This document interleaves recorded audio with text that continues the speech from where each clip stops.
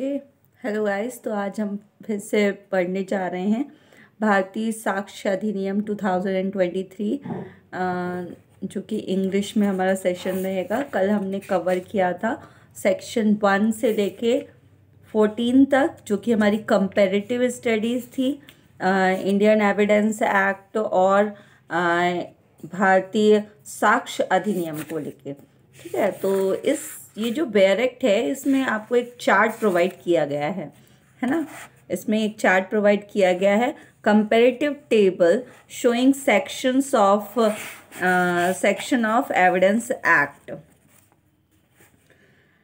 1872, corresponding sections of भारतीय साक्ष्य अधिनियम 2023। तो कल जो पढ़ा था उसका हम एक बार रिव्यू कर लेते हैं ना। I think it is visible और नॉट। ठीक है, आई थिंक अब दिख रहा होगा आप लोग को। ठीक है, सबसे पहले हमने पढ़ा था भारतीय साक्ष्य अधिनियम का section 1, short title application and commencement. Second section जो है डेफिनेशन क्लॉज है। डेफिनेशन क्लॉज में 2A में कोड दिया हुआ है, 2B में कंक्लूसिव प्रूफ दिया हुआ है, 2C में डिसप्रूफ दिया हुआ है, 2D में डॉक्यूमेंट दिया हुआ है, 2E में एविडेंस दिया हुआ है, 2F में फैक्ट दिया हुआ है, 2G में फैक्ट इन इशू दिया हुआ है, 2H में मे प्रिज्यूम दिया हुआ है, 2I में नॉट प्रूफ्ड दिया हुआ है, 1I सॉरी, ठीक है, 1I में नॉट प्रूफ्ड दिया हुआ है, 2J में प्रूफ्ड दिया हुआ है, 2K में रेलिवेंट दिया हुआ है, जो 1K में रेलिवेंट दिया हुआ है, और 2L में शैल प्रिज्यूम दिया हुआ है। ठीक है, तो यहाँ तक हमने पढ़ लिया था, और इसके आगे भी पढ़ा था हमने सेक्शन 3 एविडेंस में be given of the fact in issue and relevant fact. Section 4 relevancy of facts forming part of same transaction, ये भी हमारा हम कल कवर कर चुके हैं, इसका भी कंपैरेटिव स्टडी। नेक्स्ट है हमारा section 5, fact which are occasion cause और effect of fact in issue और relevant fact. Section 6, motive preparation and previous और सब्सिक्वेंट कंडक्ट। सेक्शन 7 जो है हमारा भारतीय साक्ष्य अधिनियम का, वो हो गया fact necessary to explain or introduce fact in issue और relevant fact. Section 8, things said done conspirator in reference to common design. Section 9, when fact not otherwise relevant become relevant. Section 10, fact tending to enable court to determine amount are relevant in suits of damages। ठीक है, तो इसमें जो starting में था वो last में आ गया, ये मैंने आपको कल ही बता दिया था, है ना। ठीक है, इसके बाद है section 11, fact relevant when right और customs is in question. Section 12 हमारा हो गया fact showing existence of state of mind और body of bodily feeling. Section 13, fact bearing on question whether act was accidental or intentional। section 14, existence of course of business when relevant। तो यहाँ तक हमने पढ़ लिया था, यानी कि इंडियन एविडेंस एक्ट का 16 और BNS का 14, इसकी कंपैरेटिव स्टडीज़ हम प्रीवियस वीडियोस में कवर कर चुके हैं। ठीक है, अब हम नेक्स्ट जो स्टार्ट करने वाले हैं वो है हमारा एक बहुत ही इम्पॉर्टेंट टॉपिक, जो कि है एडमिशन डिफाइंड। तो सेक्शन इंडियन एविडेंस एक्ट को अगर हम देखें, इंडियन एविडेंस एक्ट को यदि हम देखें, तो इसमें जो हमारा एडमिशन था वो डिफाइन किया हुआ था। एडमिशन डिफाइन किया गया था सेक्शन 17 में, लेकिन जो हमारे भारतीय साक्ष्य अधिनियम है वो उसमें डिफाइन किया गया है सेक्शन 15 में। Admission define this act added the term in electronic form. तो पहले तो उसमें सिंपल से एडमिशन डिफाइन किया गया था, लेकिन अब इसमें साथ साथ में इलेक्ट्रॉनिक फॉर्म को भी डिफाइन कर दिया। मतलब एडमिशन तो है ही, लेकिन उसके साथ साथ इलेक्ट्रॉनिक फॉर्म के भी अगर एडमिशन है तो वो भी माना जाएगा। मतलब मान लो कि कोई कैमरे में रिकॉर्ड करके बोलता है हाँ मैंने ये मर्डर किया, तो वो जो एडमिशन है वो एडमिशन हो गया, कन्फेशन हो गया, वो सारी की सारी चीज़ें क्या है वो एडमिसिबल मानी जाएंगी, एडमिट होंगी। ठीक है, तो this all about in these criteria to be setted. ठीक है, अब हमारा नेक्स्ट जो सेक्शन है फॉर्मिंग सेक्शन कंपैरेटिव स्टडीज, उसमें देखेंगे कि सेक्शन 18 हमारा कहता है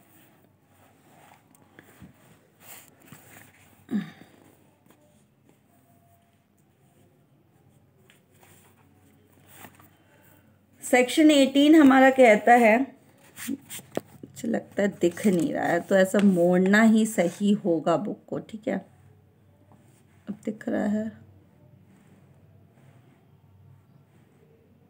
हाँ ठीक है। Section 18 admission by party to proceeding or his agent. Section 18 कहता है admission by party to proceeding or his agent के थ्रू किया जाएगा, और 16 भी सेम बात ही कह रहा है हमारा, सिर्फ नंबर्स चेंज हुए हमारे। ठीक है, -2 फॉर्मूला कल मैंने आपको बताया था कि पुराने इंडियन एविडेंस एक्ट में यदि हम -2 कर देंगे तो हमारे नए भारतीय साक्ष्य अधिनियम के जो सेक्शंस हैं वो निकल के आ जाएंगे। 18 - 2 16। ठीक है, तो 16 में भी सेम चीज़ें बोली गई हैं भारतीय साक्ष्य अधिनियम में, कुछ भी चेंज नहीं हुआ है सेक्शन में। Admission by party to proceeding or his agent, मतलब टाइटल को लेकर तो कुछ चेंज नहीं हुआ है। बाकी अगर हम जब इसके सेक्शन के अंदर जाएंगे, एलैबोरेशन करेंगे, स्टडी करेंगे, तो फिर देखेंगे कि क्या कुछ और चेंज हुआ है।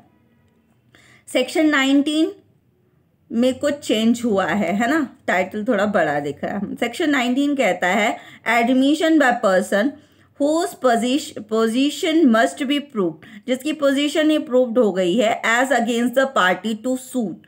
तो इसमें क्या है, इसमें क्या चेंज हुआ है, admission by person whose position must be proved as against party to the suit.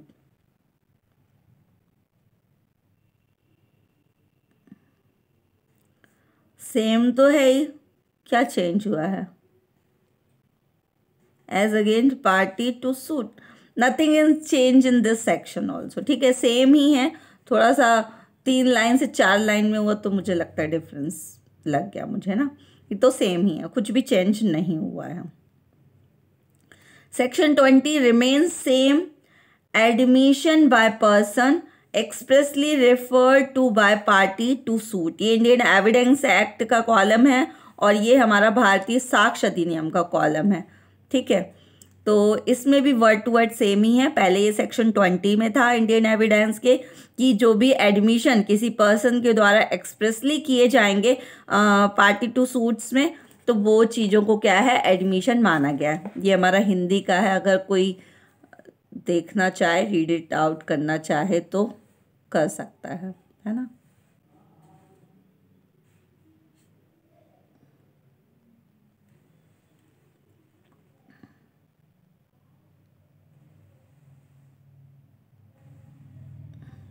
ठीक है, तो ये ओवरऑल हिंदी में दिया हुआ। मैं जब भी बुक खरीदती हूँ तो मैं Hindi as well as English दोनों में ही खरीदती हूँ, और यही एक सही रहता है कि आप दोनों लैंग्वेज में करें, है ना, क्योंकि जुडिशरी हो या एपीओ कुछ भी हो, है ना, कहीं का भी आप एग्ज़ाम की प्रिपरेशन कर रहे हो तो उसमें क्या है, ट्रांसलेशन आता ही है। तो अगर आप इस तरीके की बुकें खरीदते हैं तो उसमें क्या है, ईजी टू लर्न हो जाता है ना। कंपैरेटिव टेबल ये दिख रही होगी आपको, है ना, ये देखो, इंडियन एविडेंस एक्ट 1872 और भारतीय साक्ष्य अधिनियम 2023। ठीक है, तो ये कॉलम डिफरेंटली डिवाइड पहले से ही है ना, just trying to explain it. Section 21 में आ गए हैं हम। सेक्शन 21 ये कहता है proof of admission against person making them and by or on their behalf. तो इस सेक्शन में भी कुछ भी चेंज नहीं हुआ है। सेक्शन 21 जो था वो अब 19 में बदल चुका है।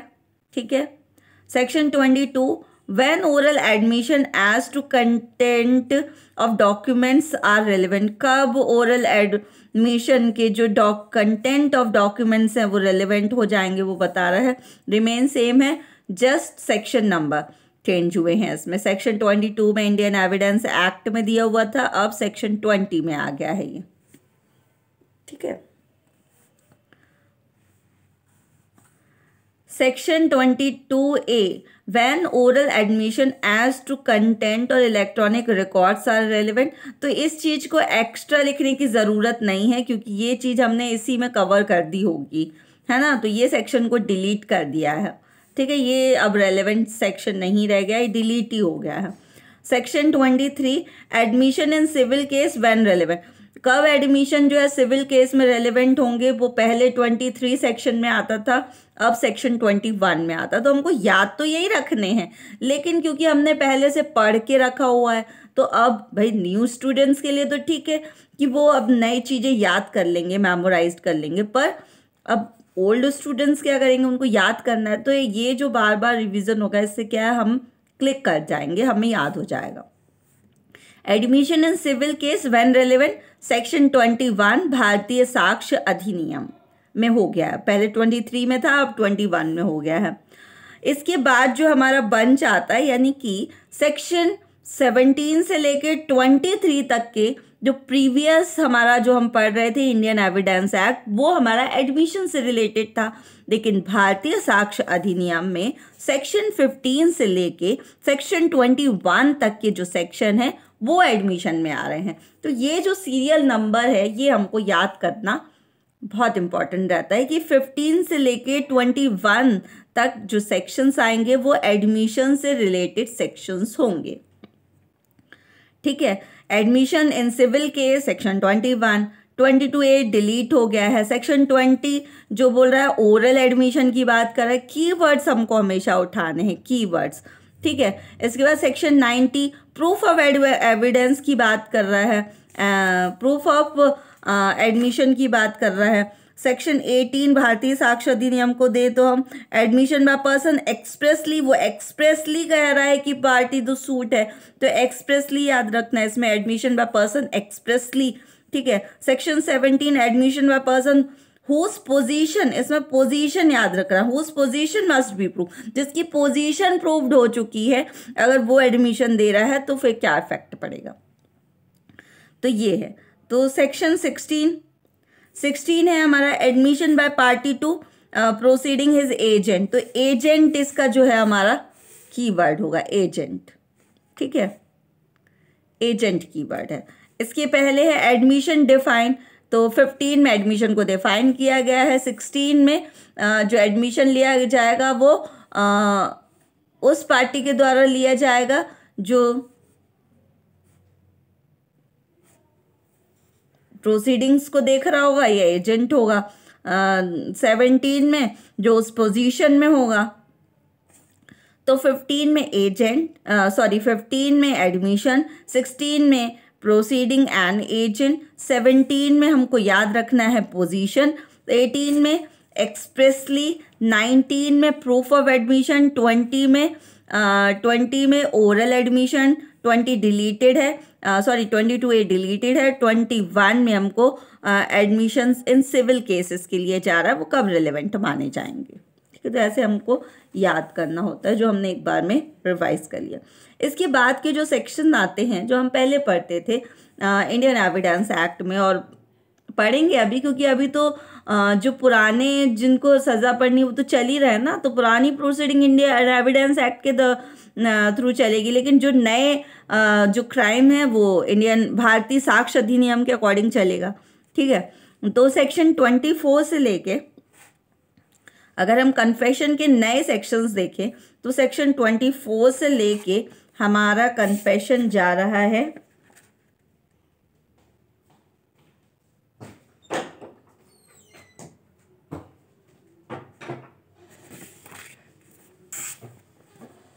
so many sections are there. 24 से लेके 30. ये तेरा गीला है. हाँ, वो वाला गीला है. ठीक है. तो फिर ये जो सेक्शंस हैं वो हमें यहाँ पे देखने हैं।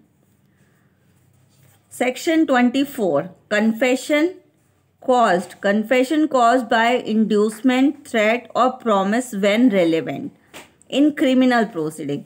तो इस सेक्शन में काफ़ी चीज़ें ऐड ऑन की गई हैं, है ना, काफ़ी चीज़ें ऐड ऑन की गई हैं।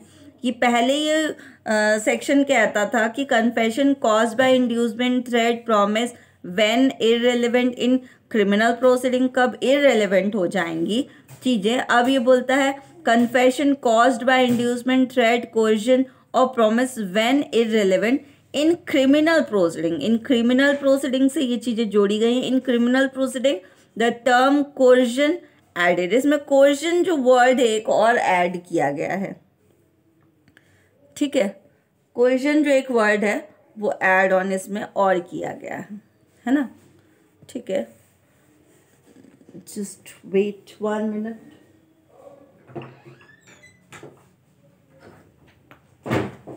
है ना, lots of disturbance all of there. तो एक वर्ड बस कोरिजन जो है जो इसमें है वो जोड़ा गया है। सेक्शन 25 की अगर हम बात करें इंडियन एविडेंस एक्ट में, तो confession to the police officer not to be proved, इसका हम बार बार यह हवाला लेते हैं कि पुलिस ऑफिसर के सामने अगर कोई कन्फेशन किया जाता है तो वो प्रूव्ड नहीं माना जाएगा। तो इस सेक्शन को छोटा कर दिया है और डिवाइड कर दिया गया है 25, 26, 27 इन तीनों सेक्शन को ऐड करके एक ही सेक्शन में डाल दिया गया है और सब क्लॉसेस दे दिए गए हैं 1, 2, 3, ठीक है। क्योंकि सारी की सारे लोग किससे बात कर रहे हैं, प्रूव्ड से रिलेटेड है, ठीक है। एक पुलिस ऑफिसर रिलेटेड, मतलब सब पुलिस ऑफिसर से ही रिलेटेड होंगे, है ना, या एक्यूज से रिलेटेड होंगे, तो को रिलेट हो रहे होंगे सेक्शंस कहीं ना कहीं, तो इनको एक साथ डाल दिया गया है, ठीक है। तो क्या है ये सेक्शंस? सेक्शन 25 कहता है हमारा confession to police officer not to be proofed, ठीक है। पुलिस ऑफिसर के सामने कोई भी कन्फेशन किया है तो वो एडमिसिबल नहीं माना जाएगा, वो प्रूफ्ड नहीं जाएगा, ठीक है। सेक्शन 26 हमारा कहता है confession by accused while in custody. कोई कन्फेशन है एक्यूज ने दिया है कस्टडी ऑफ पुलिस, पुलिस की कस्टडी में रहते हुए, not to be proved against him, तो उसके अगेंस्ट में नहीं माना जा सकता, ठीक है। बोल देते हैं ना किसने स्टेटमेंट दी है, साइन कर दिया है, तो वो जो है वो एडमिसिबल नहीं माना जाता सेक्शन 26 के अकॉर्डिंग। नेक्स्ट है कि कितना इन्फॉर्मेशन हम एक्यूज्ड की जो है वो एक्सेप्ट करेंगे या रिजेक्ट करेंगे। How much information receive from accused may be proved, कितनी इन्फॉर्मेशन को हम प्रूव्ड मानेंगे। तो ये जो तीनों सेक्शंस था इनको अब एक कर दिया गया है और उस सेक्शन का नाम दिया गया है confession to the police officer.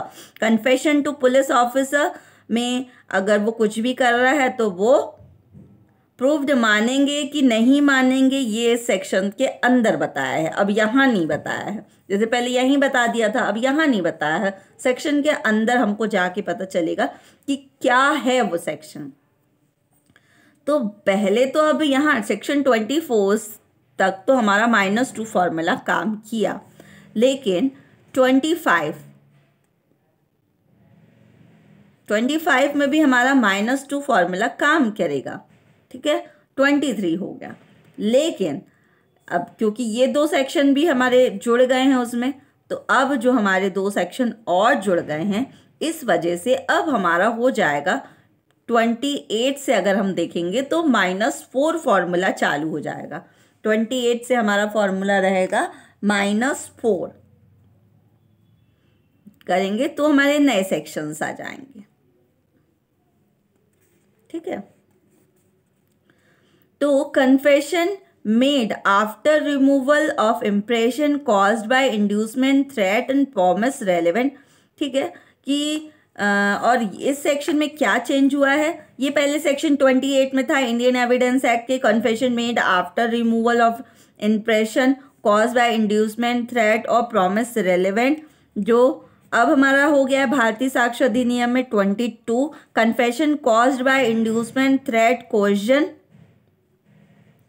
देखो अब इस सेक्शन में जो है जिगजैग फॉर्मूला लग गया है, ठीक है। जिगजैग फॉर्मूला ऐसे कि जो नीचे की चीज़ है वो ऊपर लिख दी गई है, जो ऊपर की चीज़ थी वो नीचे कहीं मिसमैच हो गई हैं चीज़ें, ठीक है। तो देखेंगे कि कन्फेशन कॉज्ड बाय हो गया, कन्फेशन मेड आफ्टर रिमूवल था तो वो हट गई है चीज़ें। कन्फेशन कॉज्ड बाय, कन्फेशन कैसे होता है, confession caused by inducement, threat, कोएशन, कोएशन word जोड़ दिया गया है इसमें, ठीक है।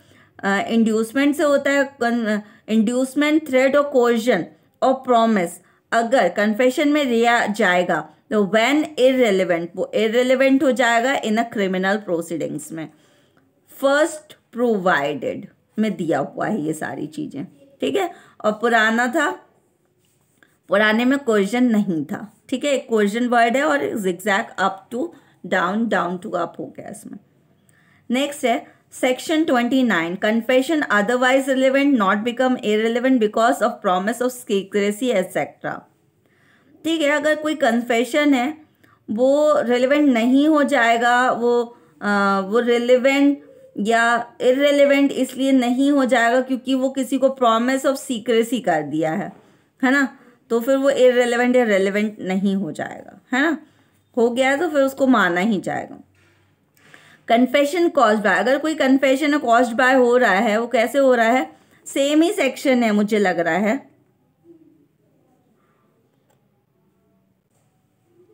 ठीक है। तो इसमें क्या किया है, 28, 29 को एक सेक्शन बना दिया गया है 22, ठीक है। देख रहे हैं आप लोग, सेक्शन 28, 29 को एक सेक्शन बना दिया गया है सेक्शन 22, ठीक है। ये यहाँ पे दिया ही हुआ था 22, यानी कि 24, 28 और 29, ये तीन सेक्शन को मिला के 24, 28, 29 को मिला के 22 बना है और 25, 26, 27 को मिला के 23 बना है, ठीक है।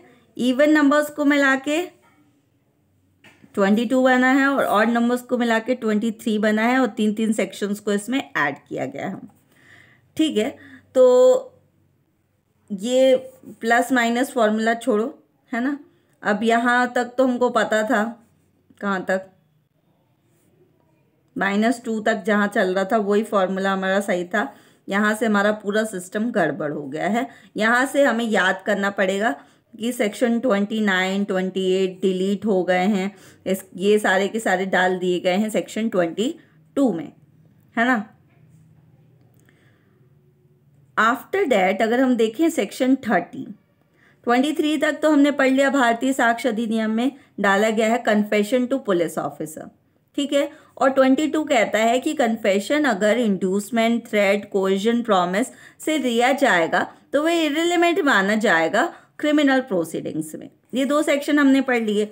अब हमारा जो नेक्स्ट सेक्शन है सेक्शन 24, वो कहता है सेक्शन 24 भारतीय साक्ष्य अधिनियम का, जो अभी हम लेटर ऑन पढ़ेंगे। सेक्शन 30 जो इंडियन एविडेंस एक्ट का है, देखिए ये क्या कह रहा था, ये कह रहा था consideration of proved confession affecting person making it and other jointly under the trial for the same offence.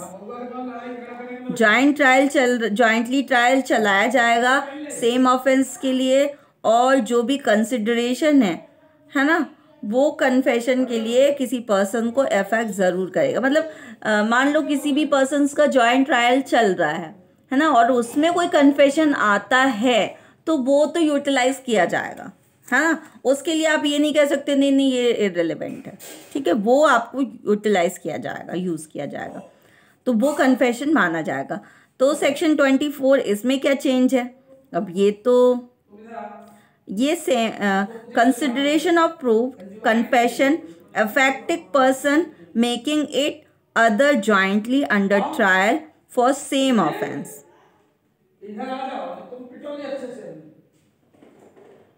तो ये सेक्शन रिमेन सेम है। सेक्शन 30 जो है अब हमारा चेंज होके सेक्शन 24 हो गया है, ठीक है। ये है हमारा हिंदी का, हिंदी की बेयर एक्ट है ये हमारी, दिख रहा होगा ना।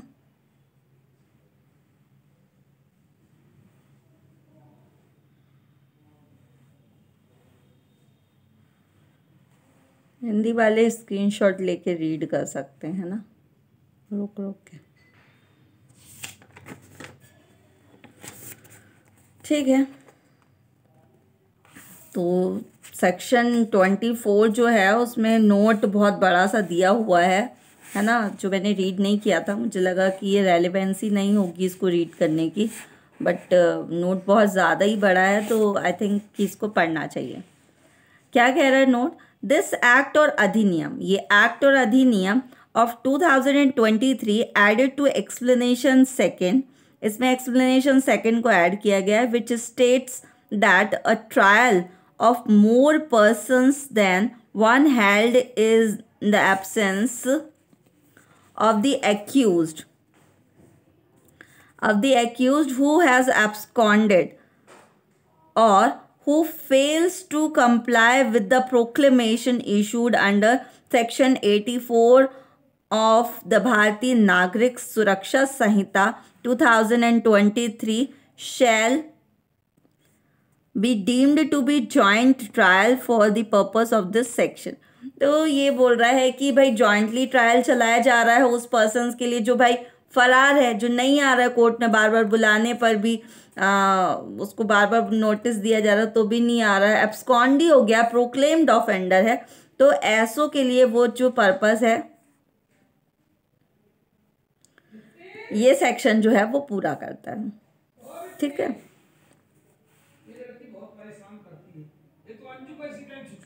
नेक्स्ट जो रहेगा हमारा एडमिशन्स रहेगा, जो हम लेटर ऑन कवर करेंगे, है ना। तो अभी हमने पढ़ लिया है सेक्शन 24 भारतीय साक्ष्य अधिनियम तक और इंडियन एविडेंस के सेक्शन 30 तक।